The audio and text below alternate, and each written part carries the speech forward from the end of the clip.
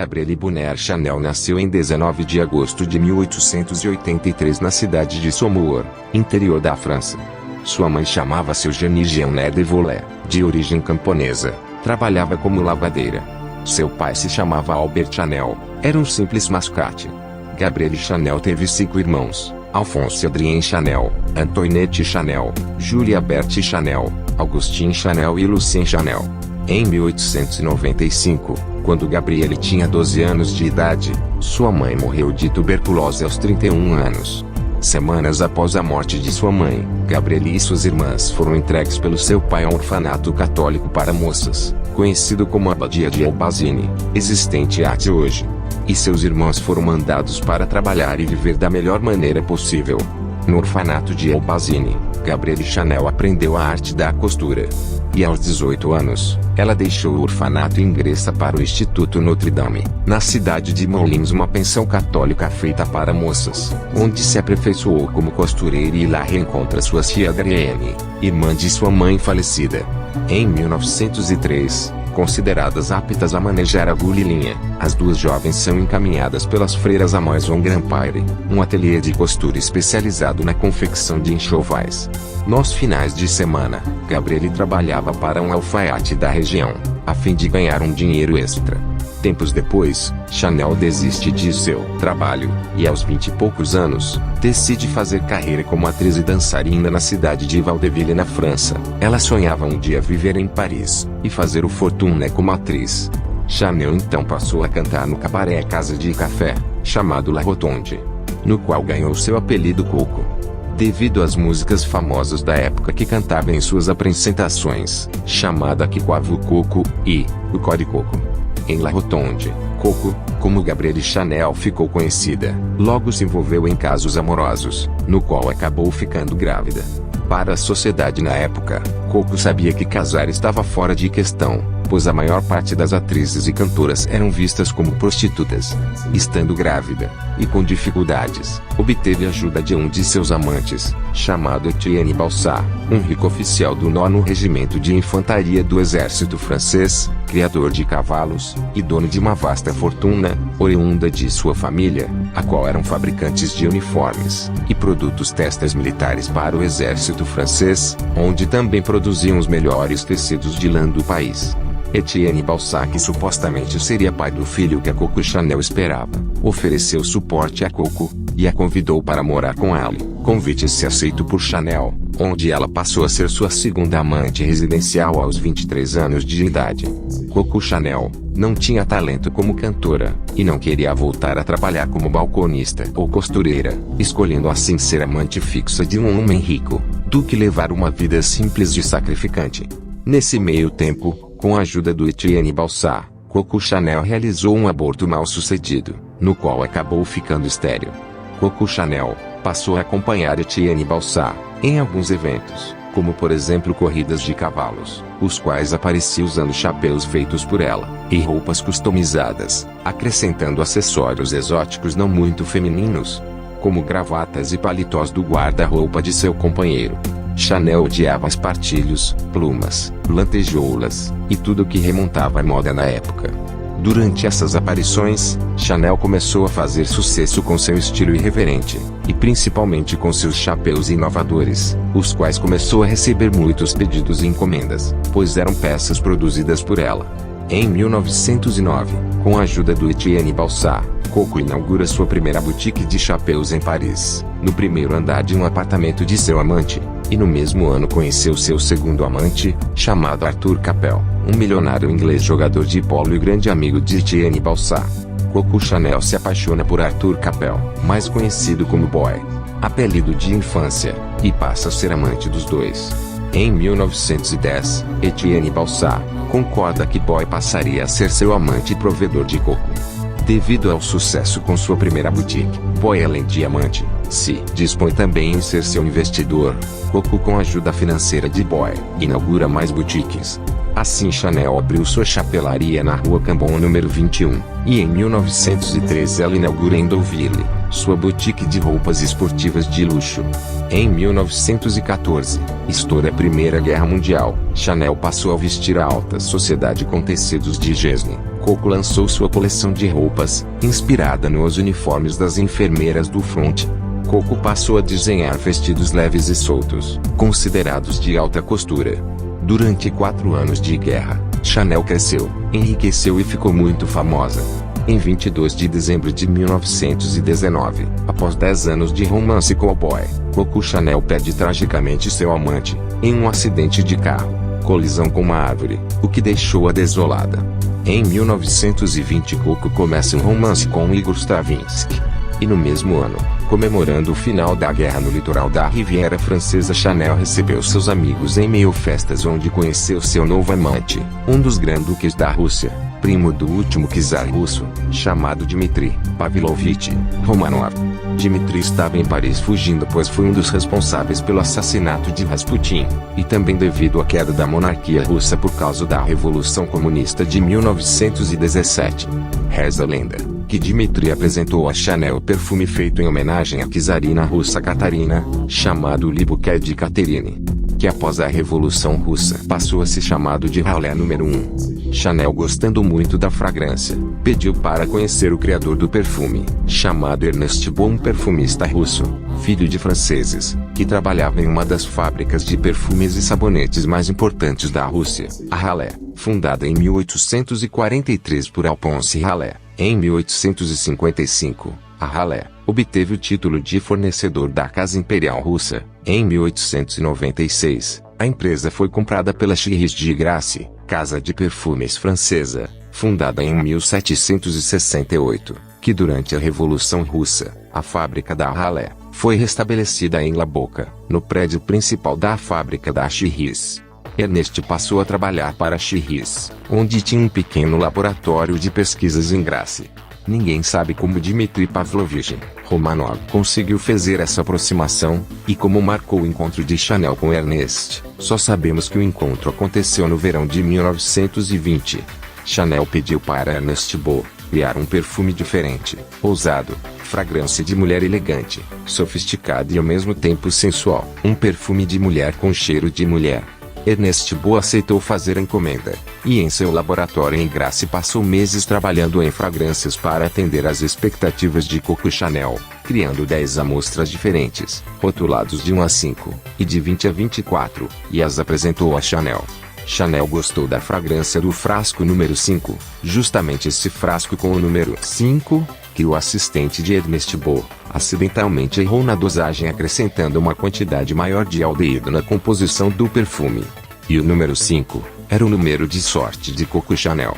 Chanel, satisfeita com seu perfume, encomendou a princípio 100 frascos do Chanel número 5, para presentear seus melhores clientes no Natal de 1920. O perfume fez um enorme sucesso. Suas clientes iam às lojas Chanel enlouquecidas querendo adquirir mais frasco do perfume. Em 1921, Coco Chanel lança seu perfume número 5 em suas boutiques, onde foram rapidamente vendidos sem nenhuma publicidade. O perfume fez maior sucesso na alta sociedade de Paris. Coco, como era uma mulher de negócios, procurou seu amigo Théophile Bader, dono da famosa loja de departamento de Paris, a Galeria Lafayette, para vender seu perfume. Bader reconheceu o sucesso do Chanel número 5, instruiu Coco Chanel, afirmando que ela precisaria de um sócio capaz de produzir, administrar, distribuir seu perfume em larga escala. Na primavera de 1923, Théophile Bader apresenta a Chanel aos irmãos Pierre e Wertheimer, donos de uma das maiores companhias de fabricação e distribuição de perfumes do mundo, chamada Bourjois. Em meio a negociações, Bader e os irmãos Wertheimer sugerem a Coco a criação de uma segunda empresa para vender o perfume Chanel número 5. Coco aceita com a condição que a empresa venderia seus produtos de luxo com seu nome, e ficaria com 10% das ações do lucro da empresa. Coco estava disposta a abrir mão do seu perfume e dedicar-se exclusivamente à sua casa de modas, vendendo assim os direitos autorais do seu perfume. Em troca, ela teria 10% dos lucros da venda do perfume. Em 4 de abril de 1924, é fundada Les Parfums Chanel. Théophile Bader recebeu 20% das ações da empresa como remuneração de inventor e sócio, e os irmãos Wertheimer ficariam com 70% da empresa, sendo responsáveis pelos riscos, custos, produção, distribuição e marketing do perfume. Ernest Beau, criador do Chanel número 5, sai da Chirris, e aceita o convite para trabalhar na Les Parfums Chanel, como diretor e perfumista-chefe. Durante a década de 1925 a 1935, o perfume Chanel número 5 foi um dos perfumes mais vendidos do mundo. Arrependida de seu acordo com os irmãos Wertheimer, Coco se convenceu que foi enganada pelos seus sócios, e passou a acusá-los que estavam enriquecendo às suas custas, com seu nome, e com sua fragrância, começando assim uma longa disputa judicial. As brigas com os irmãos Wertheimer se intensificaram em 1933 quando, numa reunião da diretoria, Chanel indicou seu amante na época chamado Paul Iraby, para representá-la. Os irmãos Wertheimer e a família Bader eram de famílias tradicionais judaicas e Paul Iraby era um antissemita assumido. Coco Chanel, erroneamente convencida de que foi enganada, deu plenos poderes a Paul Iraby em representá-la nas reuniões, deixando todos os seus sócios numa situação de estresse, apenas no intuito de prejudicar as negociações. Com tais atitudes descontroladas e desonestas, Coco Chanel perdeu a presidência da empresa, deixando-a furiosa. Coco Chanel processa os sócios da Les Parfums para recuperar a presidência, impedir a produção e lançamento de cremes de beleza, ação na qual perdeu na justiça. Em 13 de maio de 1940, a Alemanha declara guerra à França. Os alemães invadem a França e entram em Paris. Os irmãos Wertheimer e seus sócios da família Bader fogem e se exilam nos Estados Unidos em Nova York. Em Nova York, os irmãos Wertheimer reabrem a empresa Les Parfums Chanel e a Bourjois, mantendo a produção de seus produtos, inclusive do perfume Chanel número 5. Para isso tiveram que traçar um plano arriscado para contrabandear as matérias-primas oriundas de Grasse na França. Na França, sob leis do Terceiro Reich, as propriedades dos judeus eram confiscadas. Sob essa lei, Coco Chanel viu uma oportunidade em assumir a empresa Les Parfums Chanel. Sem perder tempo, em 5 de maio de 1942, Chanel envia uma carta ao administrador interino alemão, denunciando que a Les Parfums Chanel era de propriedade judia, e que fora abandonada pelos seus sócios. Mas Coco não sabia que antes de fugir para os Estados Unidos, os irmãos Wertheimer e seus sócios teriam vendido suas ações da Les Parfums Chanel e da Bourjois para um amigo. Amigo esse que era aviador e colaborador nazista, chamado Amiot, o qual também vendia armas para os nazistas. Além disso, Amiot tinha feito um acordo com os irmãos Wertheimer, que quando acabasse a guerra, a empresa Les Parfums e Bourjois passaria a ser novamente dos irmãos Wertheimer e seus sócios. Após saber da venda da Les Parfums, Chanel ficou inconformada, pediu que abrissem uma investigação para anulação da venda das Les Parfums e da Bourjois. No fim, a venda prevaleceu como legal. O investigador alemão Herr Blank considerou o negócio legítimo e a Les Parfums e Bourjois não era mais de propriedade judia, deixando Coco Chanel furiosa.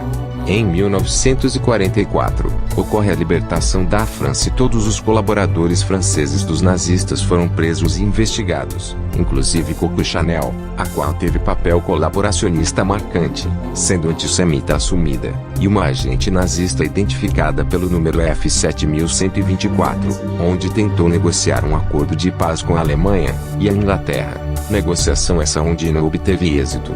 Coco era amante de um agente da Gestapo, chamado Hans Gunther von Dinklage, um advogado alemão e funcionário nazista, que trabalhou como agente secreto. Coco Chanel foi investigada, interrogada, mas não foi presa, e não recebeu qualquer punição, devido à ajuda do seu amigo Winston Churchill. Coco teria algumas informações secretas da família Windsor, uma das famílias mais ricas e poderosas da Inglaterra, pois ela foi amante do Duque de Westminster por quase 6 anos, sendo assim exilada na Suíça junto com seu amante nazista. Chanel nesse período estava com 61 anos. Com o fim da Segunda Guerra e a libertação da França, os irmãos Wertheimer e seus sócios retornam a Paris. Em meios a negociações, Amiot passa Les Parfums Chanel e a Bourjois para seus antigos donos.